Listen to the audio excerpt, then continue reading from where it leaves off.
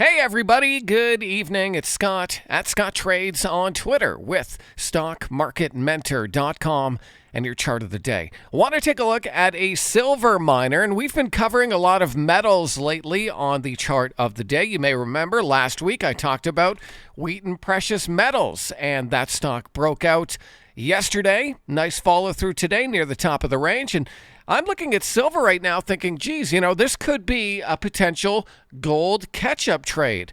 As you know, gold has been rocking in a strong uptrend above all the key moving averages, close to a breakout, and silver has been okay. But if I zoom out here, we can see silver's really just kind of chopped sideways for most of 2024 and 2025. It hasn't really trended up like gold has.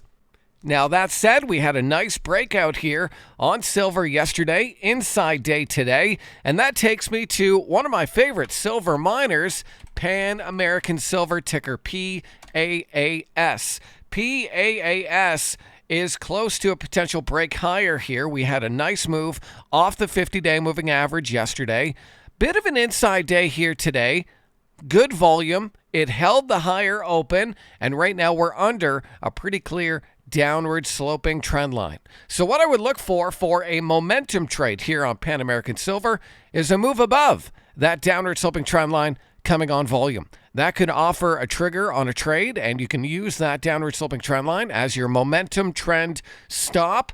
And as long as it holds above that line, you're long the trade. If it breaks down below, you're out. If it does pop up and break back down, luckily the 50-day moving average is here, and that could offer a re-entry on a failed near-term move. So that's just one of many stocks we're looking at tonight over at StockMarketMentor.com. I hope these videos are helpful. I'll see you next time.